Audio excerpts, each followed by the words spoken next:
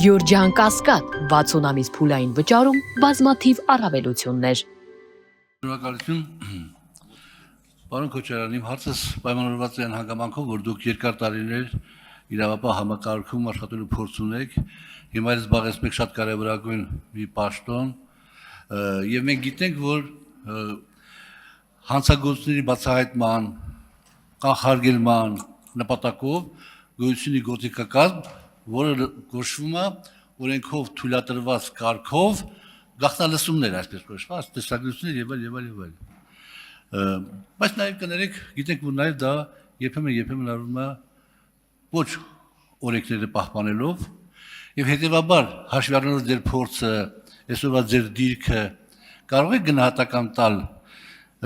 ճիշտ է արդյոք իմ դատողությունը կամ անհանգստությունը,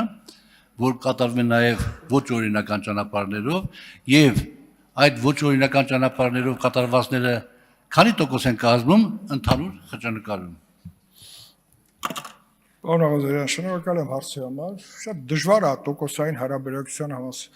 մասով ասել ինչքան է օրինական, ինչքան է անօրինական, որտեղ կան գաղտնալսումներ, երբ որ կոնկրետ քրեական գործով է լինում, բայց դա երկու ծայր ունի։ Քրեական գործով գաղտնալսում ես մեկին, հայտնվում է մյուս մասում մեկ այլ անձնավորություն, որտեղ գաղտնալսման տվյալները պետք է խիստ գաղտնի պահվեն։ Եվ դրա հրապարակումը, կներեք, չի կարա լինի այնպես, ինչպես դուք ուզում եք այդ հարցի մեջ, բովանդակության մեջ դնում եք դա։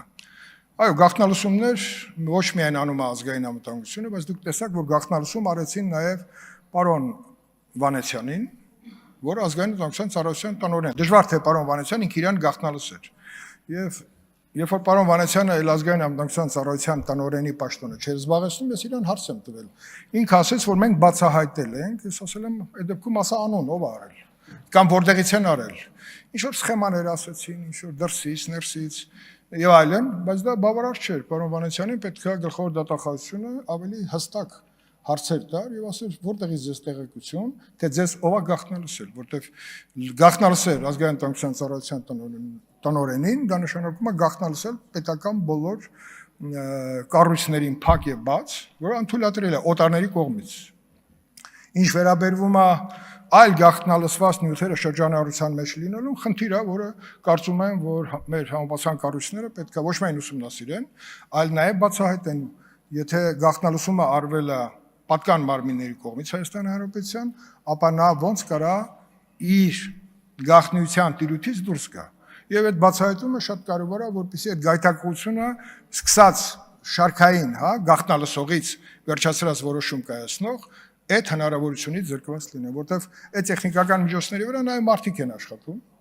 եւ այդ մարդկանց նաև լսածը ի վիճակի են, որ ինչ որ ձայնագրություններ իրենք անեն եւ հետո դա օգտագործեն այլ նպատակով։ Այ դրա բացահայտումը շատ կարեւոր է մեր երկրի ներսում այս անվստահության այդ հարցերի շուրջ մթնոլորտը փոխելու համար։